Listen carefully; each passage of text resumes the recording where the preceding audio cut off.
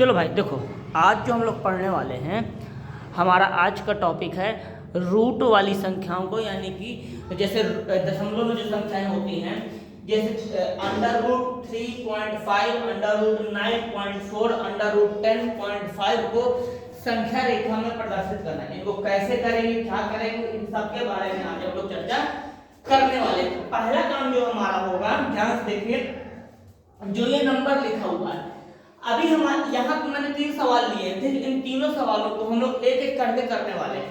तो पहला क्वेश्चन है हमारे पास अंडर रूट 3.5, अंडर रूट 3.5। हाँ ठीक है, देखो सबसे पहला काम हमें इसको प्रदर्शित करना है। तो हमारे पास 3.5 है, तो पहले इसको लिख लेते हैं। ये हो गया 3.5 यानी कि 3.5। सबसे पहला काम क्या होगा, हम पटरी उठाएंगे। पटरी उठाने के बाद 3.5 सेंटीमीटर की एक रेखा खींच देंगे। ठीक है, खींच दिया। 3.5 सेंटीमीटर की एक लाइन मैंने खींच दिया, जिसका नाम दिया मैंने ए और इसका नाम दिया मैंने बी। पहला काम मेरा क्या है, पहला काम मेरा है 3.5 सेंटीमीटर की एक लाइन खींचना। 3.5 सेंटीमीटर की एक लाइन खींचना। ठीक है, हमने अपना काम कंप्लीट कर लिया। अब हम इतना देखेंगे कि यहां से हम एक्स्ट्रा 1 सेंटीमीटर और खींचेंगे। इसका आप कुछ भी नाम दे दीजिए, नाम दे देते हैं इसका ए बी, ये हो गया सी। अभी हमने यहाँ पे 2 काम किए। पहला काम किया ए बी 3.5 सेंटीमीटर, इसके बाद BC 1 सेंटीमीटर। 2 काम अभी तक हो गए। हाँ, 2 काम अभी तक हो गए। इन 2 कामों को करने के बाद अब देखिए ध्यान से, अगर मैं देखूं यहां से यहां तक A से B, A से लेके B तक की जो लंबाई है वो हमारी है 3.5। ठीक है, इसके बाद यहाँ पे है 1 सेंटीमीटर और। तो टोटल अगर मैं देखूं, देखिए AB मेरा कितना हो गया, AB मेरा हो गया 3.5। BC मेरा कितना हो गया, BC हो गया मेरा 1 सेंटीमीटर। अगर टोटल डिस्टेंस देखी जाए A से लेके C तक यानी AC, तो AC कितना हो जाएगा बेटा जी, AC हो जाएगा हमारा 4.5। बताइए कोई दिक्कत? 3.5 में 1 मैंने जोड़ दिया तो कितना हो गया, ये हो गया 4.5। तो इतना हमने कर लिया। यहां तक अगर कोई समस्या हो तो बताइए। नहीं है, ठीक है, आगे बढ़ते हैं। इसके बाद देखो अब क्या करेंगे हम लोग, हम देखो ये हमारा पहला काम हो गया। ठीक है, दूसरे काम में हम लोग AC का मध्य बिंदु निकालने वाले हैं। मध्य बिंदु मतलब बीच का बिंदु, मध्य बिंदु मतलब बीच का बिंदु। तो दूसरा काम हमारा होगा, दूसरा काम यहां लिख रहा हूं, AC का मध्य बिंदु, AC का मध्य बिंदु निकाला। कैसे निकालेंगे, देखो पटरी ले लो, 4.5 है, ये 4.5 का आधा कर दो। तो अभी हम लोग करके देख लेते हैं। ठीक है, देखिए जैसे हमारे पास है 4.5 में अगर हम इसका आधा करना चाहें, आधा कितना, आधा। ठीक है, तो सिंपल सी बात है, 2 से भाग करना पड़ेगा। हाँ, 2 से भाग करना पड़ेगा, दशमलव हटा देंगे 20 बन जाएगा। हाँ, 20 बन जाएगा। तो देखो हम एक काम करते हैं, 45 में 20 का भाग लगा देते हैं। तो 20 दूनी 40, 20 दूनी 40। ठीक है, 20 दूनी 40 आ गया। हाँ, अब इसके बाद एक 5 आया। ठीक है, दशमलव लगाना पड़ेगा। हाँ, यहाँ पे 0, तो 20 दूनी 40, लगभग ही फिर से 20 दूनी 40, 10 बच गया, 10 बचा ना। हाँ, 10 बचा, दशमलव लगा है 0, तो 20 5 100। ये हमारा 2.5 में टूटेगा। फिर समझ लो, अभी तक हमने केवल 2 काम किए मेनली। पहला AB 3.5, फिर BC 1 सेंटीमीटर, टोटल लेंथ हमारी आ गई 4.5। इसके बाद फिर हमारा मेन काम हो गया इसका मध्य बिंदु निकालना। पटरी से नाप लीजिएगा, अगर उससे नहीं करना तो फिर और भी तरीके हैं, जब मैं मध्य बिंदु समझाऊंगा तो बता दूंगा। एक होता है आधे से ज्यादा त्रिज्या लेकर ऊपर चाप लगाइए, नीचे चाप लगाइए, फिर वही त्रिज्या लीजिए, C बिंदु पर रखिए, फिर ऊपर ऐसे कट लगाई, नीचे ऐसे कट लगाई, वहां से भी आपका मध्य बिंदु आ जाता है। ठीक है, चलिए आगे देखते हैं, इसको इरेज करते हैं। ठीक है बेटा, तो 2.5 सपोज हमने क्या किया, अब मैं इस सब को पूरा हटा देता हूं। ठीक है, इसकी हमें कोई नीड नहीं, 1.5 और 1 की। ठीक है, इसको हम लोग क्लियर कर देते हैं थोड़ी देर के लिए। अब जो है हमारा कहीं ना कहीं तो हमारा मध्य बिंदु मिलेगा। सपोज यहाँ पे ये हमारा मध्य बिंदु हो गया। ठीक है, मध्य बिंदु, इस मध्य बिंदु को हम लोगों ने ओ नाम दे दिया। मध्य बिंदु को क्या नाम दिया, मध्य बिंदु को हम लोगों ने ओ नाम दिया। ठीक है, कोई कंफ्यूजन, कोई दिक्कत? चलो आगे बढ़ते हैं। इतना करने के बाद मध्य बिंदु निकाल लिया ना। हाँ, अब क्या करेंगे, अब ओ को केंद्र मानेंगे। क्या मानेंगे, ओ को केंद्र मानेंगे। फिर से एक बार रिवाइज कर लेते हैं पूरा, फिर आगे बढ़ेंगे। देखिए, सबसे पहले ए बी एक रेखा 3.5 सेंटीमीटर की खींची गई। फिर बी से बी को 1 सेंटीमीटर आगे बढ़ा दिया गया, तो हो गया हमारा पूरा एसी जो बन गया हमारा, ये हो गया 4.5। कितने का, 4.5 का। ये 4.5 का होने के बाद अब देखिए हमारा अगला काम होगा एसी का मध्य बिंदु निकालना। क्या निकालना, एसी का मध्य बिंदु निकालना। तो एसी का मध्य बिंदु निकाला तो हमें मिल गया ओ। एसी का मध्य बिंदु निकाला तो हमें क्या मिल गया, हमें मिल गया ओ। ठीक है, अब देखिए ओ को केंद्र मानेंगे। क्या मानेंगे, ओ को केंद्र। ठीक है, ओ को केंद्र मान लो, ओ को केंद्र मानेंगे और ओसी त्रिज्या ले लेंगे, नाप लेंगे। भाई ओ को केंद्र माना तो ओसी त्रिज्या लेने में क्या दिक्कत है, इस तरीके से नाप लेंगे। क्लियर, कोई दिक्कत? ठीक है, अब देखो यहाँ पे तीसरा काम हमारा क्या होगा, ओ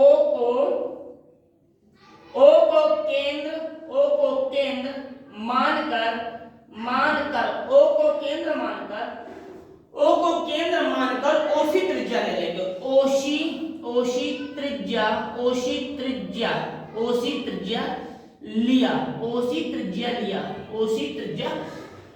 को केंद्र मानकर ओसी त्रिज्या लिया। ठीक है, ओ को केंद्र मानकर ओसी त्रिज्या ले लिया। अब ओसी त्रिज्या का एक अर्धवृत्त खींचेंगे। याद रखिए, इतना काम करने के बाद हम लोग ओसी त्रिज्या का एक अर्धवृत्त खींचने वाले हैं। क्या खींचने वाले हैं, ओसी त्रिज्या का एक अर्धवृत्त। ठीक है, तो देखिए यहां से ये ऐसे, ये हमारा आधा वृत्त ऐसे खींचेगा, ये ऐसा। बोलिए, कोई दिक्कत?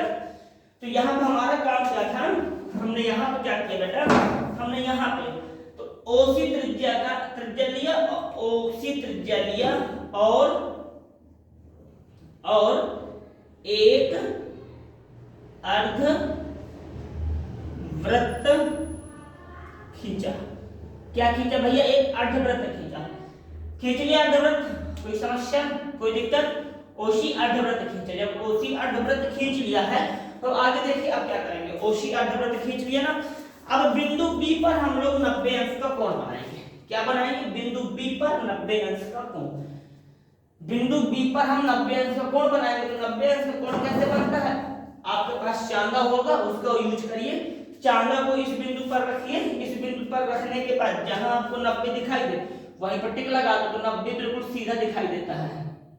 यहाँ तक ऐसे, बस इस लाइन को मिला दीजिए। मिलाएंगे तो कुछ ऐसे मिलेगी, ये रहा। तो ये हमारा बन गया बी बिंदु पर 90 अंश का कोण।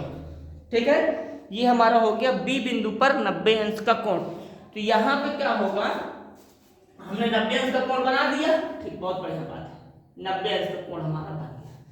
ठीक, चलिए इस बात को भी लिख देते हैं। ये लिखना नहीं होता, बस मैंने इसलिए लिख दिया है ताकि आपको समझ में आ जाए। तो हमने चौथे नंबर में क्या किया, बिंदु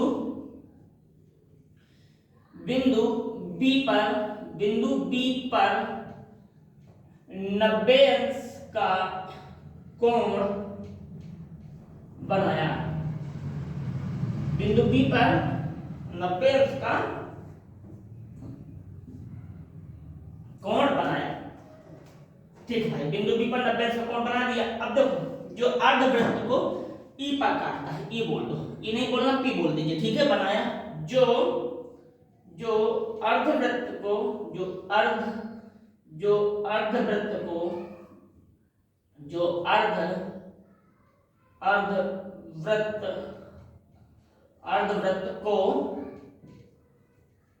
ई पर काटता है।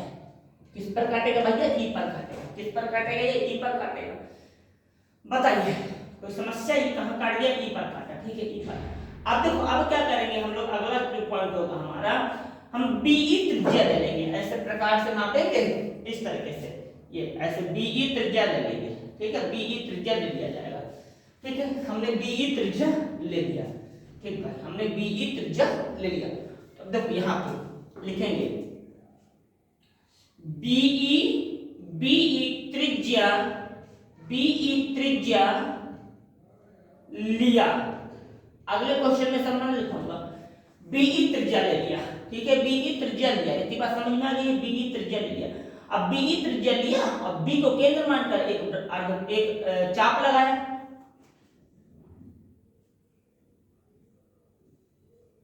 बी को केंद्र मानकर, बी को केंद्र मानकर एक चाप लगाया।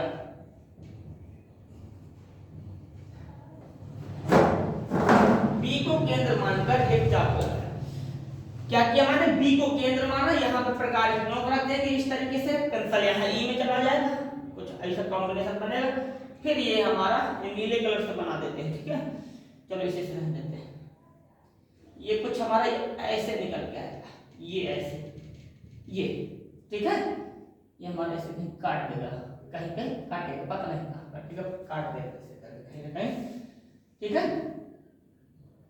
जब आप पटरी से इसको बनाएंगे तो प्रकार वगैरह से तो और ऑब्जेक्ट बनेगा, ठीक है, कि कुछ इस तरीके से कहीं से काटेगा, ठीक।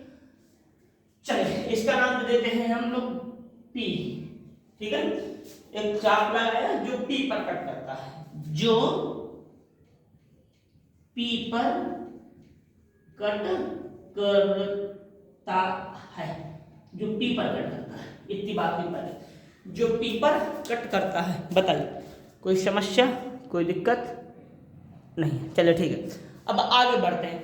इतना करने के बाद, इतना हो जाए, इसके बाद देखिए जो हमारी जो पी है ना, पी, ये बिंदु, ये बिल्कुल हमारा जीरो की तरह कार्य करेगा। देखिए बी क्या है? हमारा जीरो है, और नहीं है, बी की वैल्यू कितनी मानी जाएगी? यहाँ पे बी की वैल्यू मानी जाएगी जीरो। बी की वैल्यू कितनी मानी जाएगी भैया? बी की वैल्यू मानी जाएगी जीरो, ठीक है, बी की वैल्यू जीरो होगी। अब आगे देखिए, अब इसको मैं पूरा इरेज कर देता हूँ, ठीक है, टाइप इरेज कर देता, अभी बचा हुआ है। देखो अब जो बेटा मेरा ये बी से पी तक की दूरी है, बी पी, यही मेरी हो जाएगी √3.5, √3.5, यही मेरी √3.5 दूरी हो जाएगी। इसी को मुझे प्रदर्शित करना था। कन्फर्म? कोई दिक्कत, कोई समस्या?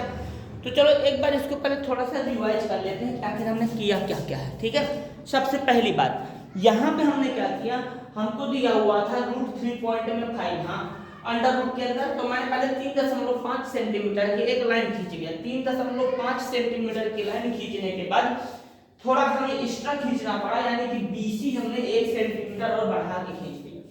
बीसी 1 सेंटीमीटर बढ़ा के खींचने के बाद टोटल लेंथ हमारे पास हो गई 4.5। 4.5 का हमने हाफ निकाला, 4.5 का हमने हाफ निकाला, लगभग 2.25 निकला, ठीक है। 2.25 निकालने के बाद फिर हमने उस जो हाफ निकाला है, जो आधा निकाला, तो यानी कि मध्य बिंदु मिल गया, मध्य बिंदु हमें ओ मिला।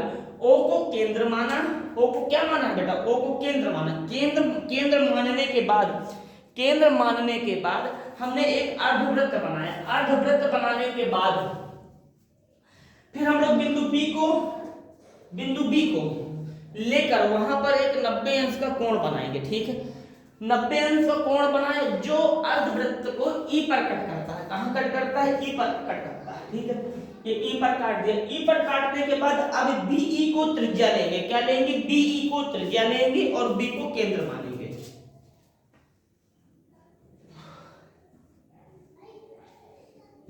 बताइए कंफर्म? कोई दिक्कत? इसके बाद क्या करेंगे?